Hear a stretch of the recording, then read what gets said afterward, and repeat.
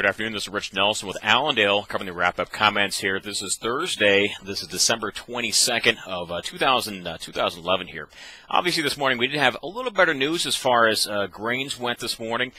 We did have a little disappointing rains going on in Argentina overnight.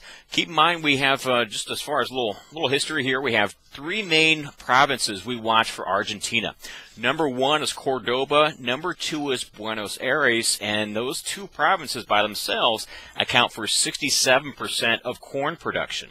In terms of the third one, Santa Fe, about 14% of corn production.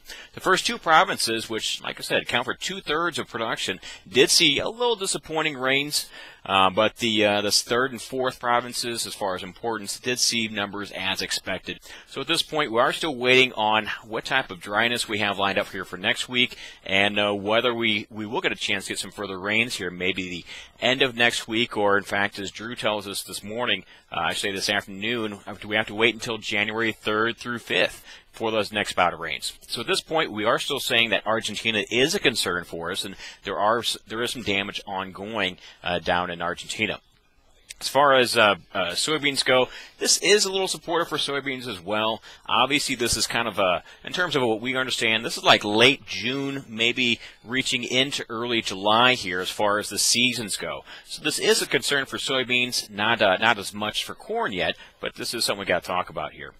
Prices today on grains: corn up 1 cent, beans up 8.5, and wheat up about 4 3/4. So we've got Argentina. We also had good export sales, as Steve mentioned this morning. They're good for corn and soybeans here, so that was good to see. However, you might have noticed that at one point corn was up 8.5 cents, but only closed up 1. So you can argue maybe some holiday trade, or some people saying we've probably rallied enough in the past 3 or 4 days to price in what we know of Argentina so far.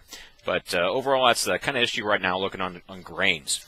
Over on livestock, more of an exciting day here, certainly. We've got the cattle off $3. That was a limit on the February contract.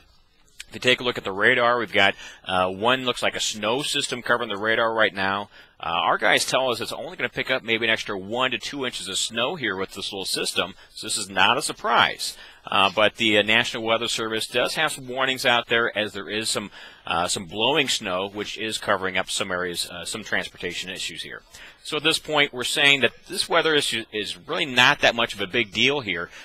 More of a bigger deal probably for the trade is cash cattle. We do have some reports of clients of ours telling us that the packers are calling in and bidding them a little higher for their market-ready numbers.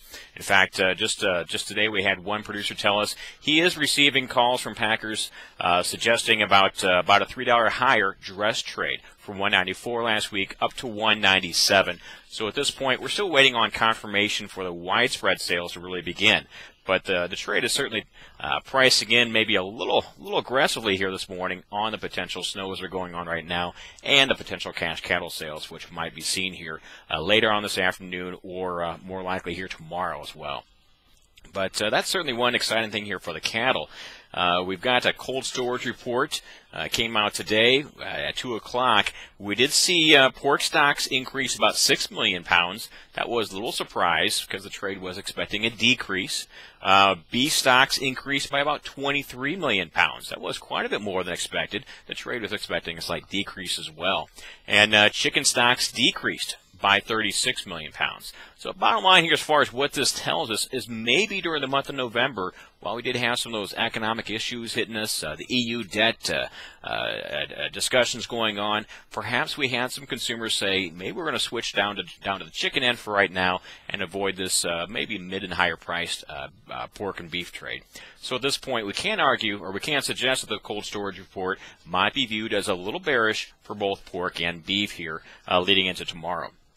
On the hog side, trade up $1.35 here on the Feb contract. Not too much going on as far as brand new news here, besides the cold storage report today. Traders are really going to wait and see what this hogs and pigs report tells us for Friday. And keep in mind, this is going to be one of the first ones we actually trade the hogs and pigs report during the trading session with that noontime release. Keep in mind, it's normally released at 2 o'clock. This one is going to be a noontime release for that quarterly hogs and pigs report.